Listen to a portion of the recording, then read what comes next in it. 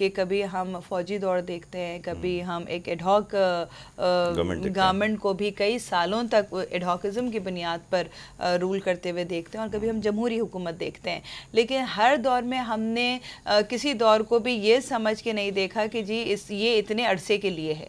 آپ چاہے وہ فوجی حکومت دیکھیں یا منتخب جمہوری حکومت، اس میں ہمیں نظر یہی آیا کہ کہا کچھ عرصہ گیا اور حکومت کسی اور عرصے تک کی گئی. اور یہ تھوڑا سا معذرت کے ساتھ انٹرپٹ کروں گا. ہمارے ساتھ ٹیلی فون لائن پر موجود ہیں اس وقت مسلم لیگ نون کے رہنما، مرکزی رہنما صدیق الفاروق. ان سے بھی بات کرتے ہیں اس حوالے سے. السلام علیکم صدیق صاحب. جی وعلیکم السلام. صدیق الفاروق صاحب، کل وزیر اعظم صاحب نے ایک اسٹیٹمنٹ یہ بھی دیا ہے، جس نے پارٹی چھوڑ دی اسے سیاست سے آؤٹ کر دیا گیا. اس حوالے سے کیا کہیں گے؟ یہ بات میں سمجھتا ہوں کہ درست ہے کہ پارٹی کے ساتھ کمٹمنٹ رہنی چاہیے. پارٹیاں بار بار چھوڑنے والے آدمی کی سیاست میں عزت بھی نہیں رہتی، اور ظاہر ہے اس کے کردار کی کمزوری بھی ثابت ہوتی ہے. لیکن ساتھ ہی یہ بھی ضروری ہے کہ پارٹی کی قیادت کو پارٹی کی پالیسیاں درست بنانی چاہیے، جھوٹ نہیں بولنا چاہیے، غیر ملکی مفادات کے لیے کام نہیں کرنا چاہیے، اور عوام کے مفاد میں درست اقدامات کرنے چاہیے. اچھا، اس کے علاوہ انہوں نے وزیر اعظم صاحب نے بڑی تنقید بھی کی ہے مسلم لیگ نون پر. ان کا کہنا تھا کہ وزیر خزانہ کی تقریر سننا ہر پاکستانی کا حق تھا، لیکن مسلم لیگ نون کے اس رول کی وجہ سے جو انہوں نے کیریکٹر پلے کیا ہے اسمبلی میں، اس کی وجہ سے محروم ہو گئے پاکستانی.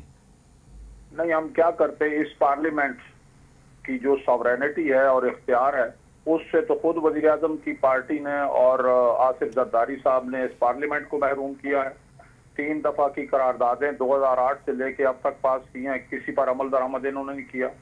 ٹیکسیشن جو پارلیمنٹ کا حق ہے وہ صدر مملکت جو ہیں وہ اٹھاتے ہیں اور آرڈیننس کے ذریعے سے 50 ارب روپے کا ٹیکس لگا دیتے ہیں.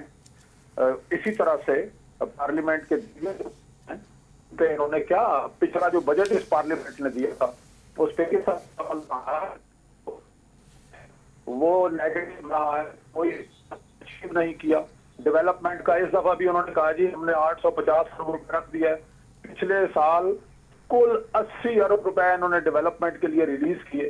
تو اس طرح کی باتیں جب یہ کریں گے تو اپوزیشن احتجاج تو کرے گی.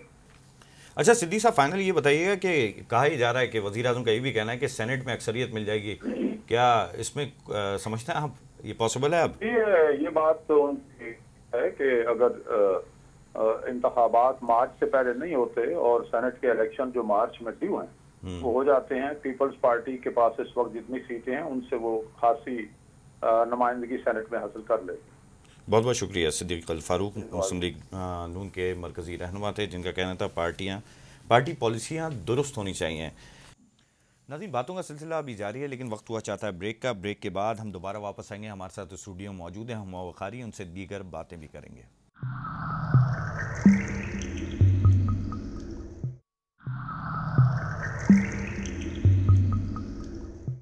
عمر صاحب، آپ سے بات ہو رہی تھی.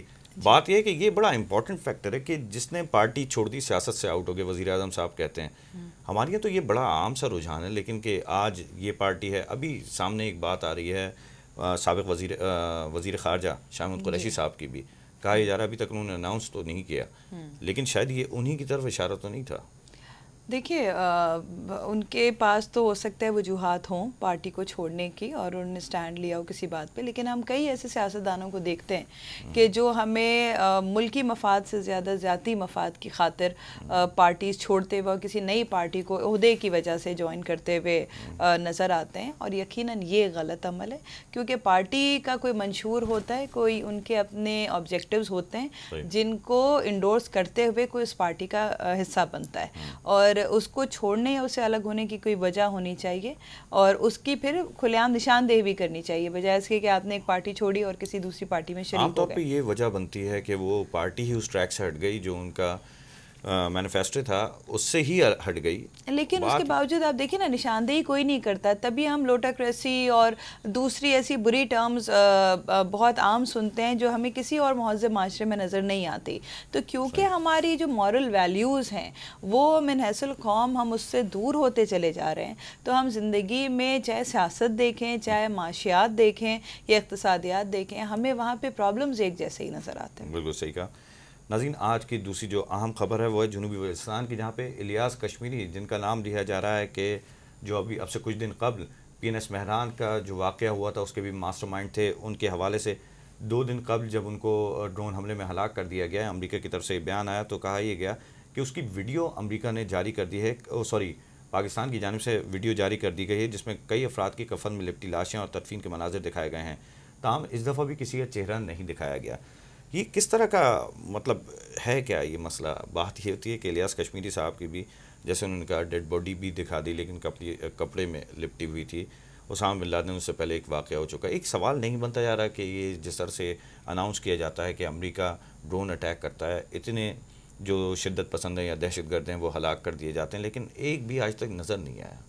دیکھیے، سب سے بڑی بات تو یہ کہ اگر ہم اس شدت سے یہ حملے بھی دیکھتے ہیں، اور پہلے تو ہم صرف حملے دیکھتے تھے اور اب ان شخصیات کا بھی نام ہم سن رہے ہیں کہ جی اس کو ایک دوسرے ملک نے ہماری حدود میں آ کر ختم کر دیا، اور یہ سلسلہ نہ رکنے والا ہمیں نظر آ رہا ہے، اور بیانات بھی بتا رہے ہیں کہ یہ حملے بھی جاری رہیں گے۔